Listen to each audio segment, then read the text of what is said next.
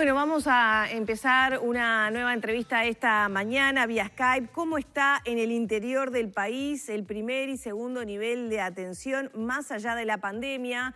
¿Cómo se está trabajando para poder atender a pacientes con patologías crónicas y tratamientos impostergables? De todo esto vamos a estar hablando con Carlos Cardoso, presidente de la Federación de Prestadores Médicos del Interior del país, FEPREMI, a quien le damos los buenos días. ¿Cómo le va? Buen día, ¿qué tal? ¿Cómo andan? Bueno, ¿cuál es la situación que se está viviendo en el interior con estos temas que yo mencionaba? Ayer hablábamos con FEMI, con los médicos, quienes afirman que hay problemas con la medicación oncológica de algunos pacientes, hay problemas en el primer y segundo nivel de atención. Desde los prestadores, ¿cuál es la situación? Todos nosotros, todas las instituciones han tenido que adaptar, digamos, a la nueva situación, todas las prestaciones. En el primer nivel de asistencia, como es bien conocido, el Ministerio de Salud Pública emitió determinadas recomendaciones y permitió adaptar la situación de la asistencia para evitar aglomeraciones, suspendiendo de alguna forma las policlínicas presenciales, aunque esto vamos a ver que no es tan así, y haciendo además o permitiendo que la consulta telefónica sea un equivalente a asistencia médica.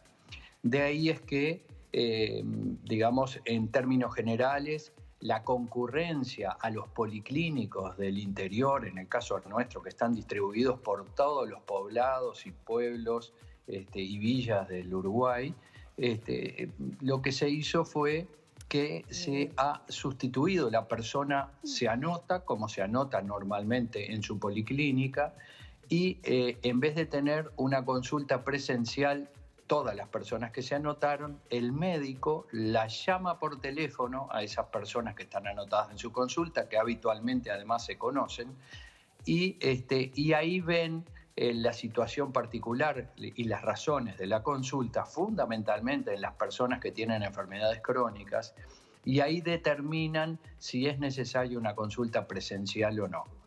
En el primer nivel de asistencia, en general a nivel de policlínica, se está trabajando así, y se está, de alguna forma, facilitando todo lo que significa para los enfermos crónicos la repetición de medicación a través de un sistema de repetición crónica de medicamentos que existe en todas las instituciones, y que se ha extendido por 3 meses más desde que comenzó este tema el 13 de marzo en forma automática, excepto para los psicofármacos que sí requiere que se realice consulta para ello. Doctor, ¿y estos mecanismos están funcionando aceitadamente? En términos generales sí, yo podría decir que tal vez la primera y segunda semana tuvieron su dificultad de adaptación porque no es la forma habitual de trabajo, al menos en el interior, pero obviamente se han ido perfeccionando en el correr de los días, a medida que pasan los días, y nosotros creemos que está en forma extendida en todos los departamentos y en todas nuestras instituciones, que obviamente tienen 520 localidades para hacer asistencia médica, y el llegar a todos no fue instantáneo, con esta nueva operativa. Pero sí, son los lineamientos que están corriendo para todas las instituciones en cuanto a lo que refiere a la consulta de policlínica. Y en cuanto al abastecimiento de medicamentos, o sea, ¿hay las existencias necesarias para, la demanda habitual o ha habido algún problema con importaciones, con el stock de las farmacias?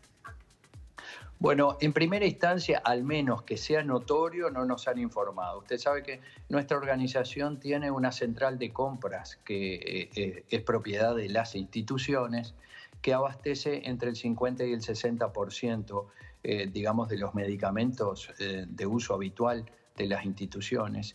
Y en ningún caso nos han, expresado que haya problemas de desabastecimiento. Lo que sí hay, pero esto es más frecuente de lo que uno cree, cambios de marcas comerciales para los mismos productos, pero eso sucede, no por esta situación, eso sucede prácticamente digamos, todo el tiempo, y permanentemente se están haciendo adecuaciones de ese tipo por temas fundamentalmente de aprovisionamiento que tiene que ver con los laboratorios responsables a nivel nacional de tener la importación, ya sean nacionales o extranjeros, de tener la importación o tener la producción en tiempo y forma, ¿no? Claro, hay problemas con el abastecimiento y la llegada internacional de medicamentos, ¿no? Por los vuelos cortados, Listo. la falta de Exacto. conectividad. Y por más que lo que no está limitado, se nos ha informado claramente, es el ingreso de mercaderías, como se llama, está limitado el ingreso de personas al Uruguay. Sí sabemos que las frecuencias con que llegan los vuelos o con que eventualmente la vía marítima también llega, obviamente esto genera dificultades o problemas, digamos, que se subsanan en general con cambios de marcas en los productos. Eso sabemos que a la gente, digamos, le llega, que es como una especie de problema, y de ahí es que requiere muchísima conversación con los médicos tratantes. Cardoso, ¿cómo están viendo, digamos, la ya casi inminente llegada de las enfermedades estacionales, que bueno, mucho van a influir seguramente en toda esta situación? Es decir, si nos trasladáramos, por ejemplo, al año pasado, al invierno pasado, ¿hay allí un aumento importante de la demanda que los usuarios comienzan a tener por las diferentes afecciones naturales, resfríos, gripes, afecciones respiratorias que vienen con este periodo invernal, y de qué manera podrían complicar, digamos, con este manto de coronavirus que tenemos en este momento en el país? Sí, bueno, al principio son indistinguibles. Es más, en el sistema de trabajo y en la notificación, actualmente tenemos una cosa que se llama ETI, que ustedes lo habrán escuchado, que se llama enfermedades tipo influenza, que en definitiva, digamos, al tener los cuadros respiratorios altos que son estacionales y que van a existir, la primera cuestión es la siguiente, que hay que determinar un cuadro y otro porque son muy diferentes desde el punto de vista no solo evolutivo, sino además desde el punto de vista de la capacidad de contagio. Entonces, de ahí es que hoy ya digamos, en el algoritmo de estudio y de diagnóstico, los cuadros tipo influenza, todos ellos con o sin fiebre o con otros síntomas que no son de la esfera exactamente respiratoria, ya sea como la pérdida de gusto, que ya habrán oído, la pérdida de olfato o inclusive la diarrea, son indicación de despistar o de descartar a través del hisopado y del PCR el coronavirus, porque la evolución de los cuadros es bastante distinta, sobre todo cuando requiere internación, y porque la contagiosidad de una cosa y de la otra también es distinta. Primero, porque por suerte este año hay mucha más receptividad por parte del personal de la salud y de la población a la vacunación antigripal, en primera instancia. Y segundo, porque no podemos comparar digamos, la capacidad de contagio de uno y otro, y debemos digamos, de seguir todas las medidas de cohorte en el caso de internación y de internación en sanatorios, en cualquier nivel de asistencia, o del mantenimiento de la persona en domicilio y los controles que se le deben hacer y cómo se preparan las personas que van a hacer eso en el caso de que sea un coronavirus, ¿no? Cardoso, por disposición de la JUNASA, los prestadores de salud están limitando la atención, reduciendo la atención telefónica, como usted describía, a distancia, y solo limitando, digamos, la presencia de usuarios que tengan que ver con cuadros de descompensación o real urgencia. ¿A qué se refiere concretamente para que la gente sepa cuándo puede ir? Bueno, en realidad es en cualquier momento que la persona sienta que tiene necesidad de tener una consulta. Va a tener un triage telefónico en el caso que sea una urgencia, o sea, en el caso que consulte al área de urgencia, del sanatorio o de cualquiera de los lugares, va a tener un médico que se va a comunicar por teléfono con esa persona y va a tener la primera parte de la consulta por vía telefónica, haciendo lo que se llama una clasificación de los cuadros, si son cuadros respiratorios o no. Si son cuadros respiratorios, digamos que en ese caso va el personal que está destinado a la parte respiratoria con todas las medidas de protección adecuadas. Pero tú me estás preguntando por los otros casos, y entonces ahí tenemos muchos tipos de otros casos, desde las descompensaciones de las enfermedades crónicas, la insuficiencia cardíaca, la diabetes, la cardiopatía por coronarias, por enfermedades coronarias del corazón, las enfermedades que tienen que ver con descompensaciones en enfermedades respiratorias también crónicas y no agudas. Y después está toda la cirugía oncológica que se sigue haciendo como se venía haciendo antes, porque en definitiva es una cirugía que, si bien no tiene características o no entra dentro de la definición de urgente, no es diferible. Entonces todas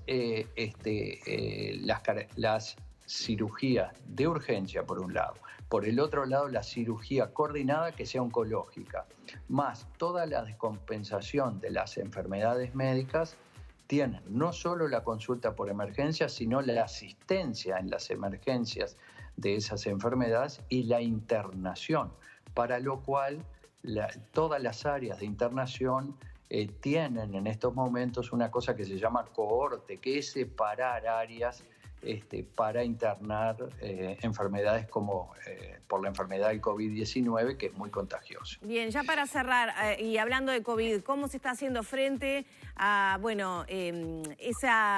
ese discernimiento que tienen que tener los profesionales para recomendar o no hacer un testeo, en el caso de los prestadores de salud que usted representa?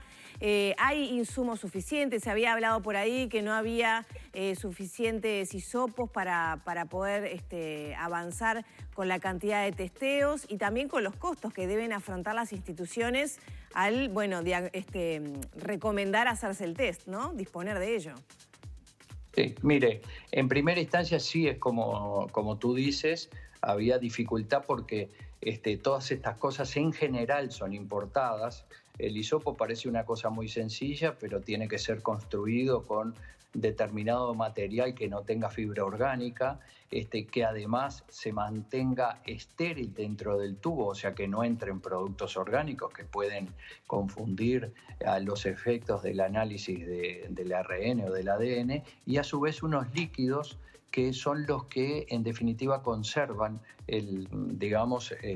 las células esas que se arrastran de la persona cuando se hace el hisopado, mientras llega al laboratorio, para que el laboratorio haga el trabajo de identificación del PCR o del ARN de ese virus.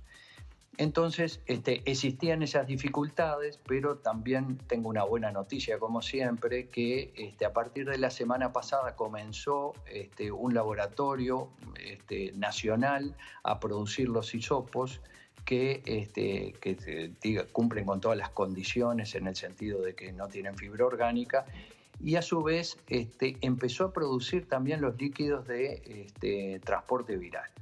Entonces eso ha facilitado muchísimo que se pudiera distribuir sin esperar importaciones ni una empresa intermediaria en la importación de todas estas cosas. Y a través de nuestra central de compras de COSEMI se ha distribuido a todo el país y existe suficiente cantidad, por suerte. Bien, ¿y los costos que las mutualistas deben afrontar por cada uno de los test que se hacen?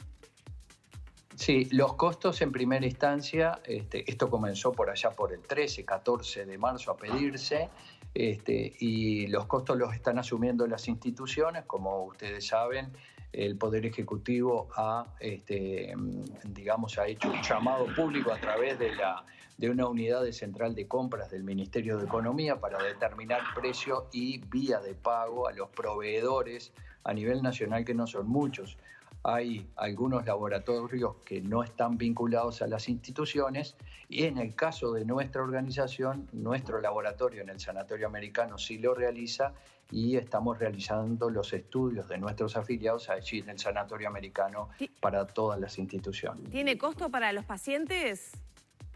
No, para los pacientes no tiene costo desde el momento que el Poder Ejecutivo determinó que era una técnica que entraba dentro de la canasta de prestaciones. Bien. Y ya para cerrar, ya comenzó la campaña de vacunación contra la gripe, entra en su nueva fase la semana que viene y muchas personas no están pudiendo concurrir, sobre todo adultos mayores, ¿no? Que entran ahora, digamos, en el público objetivo de vacunación.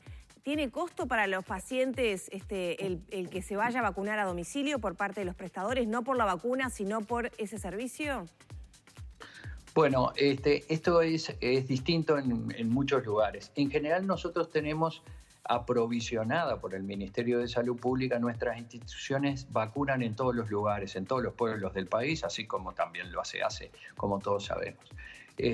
La ida a domicilio en general tiene los costos del transporte, etcétera, y para eso se mide a través de lo que se llama un ticket de consulta domiciliaria. No todas las instituciones lo están cobrando, pero hay lugares donde cuando hay mucha población de adultos mayores, digamos, hay que poner un servicio especial y en ese caso sí se cobra una tasa moderadora de domicilio, que en realidad en el interior, como ustedes saben, las tasas moderadoras son de bastante bajo costo, pero hay lugares donde puede existir, sobre todo, como digo, en aquellas proporciones de mayores de 65 años altas en la población. Bien, muchas gracias por estos minutos y este diálogo con Arriba Gente. Por favor, a las órdenes y que pasen bien. Gracias. Estábamos en diálogo con Carlos Cardoso, presidente de la Federación de Prestadores Médicos del Interior, FEPREMI.